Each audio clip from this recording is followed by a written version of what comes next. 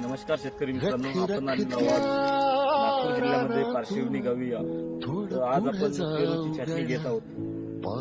तर या व्हिडिओमध्ये आपण पेरूची चटणी कशी घेता व कशा पद्धतीने घ्यावी लागते ते दाखवणार आहोत. तो बघा.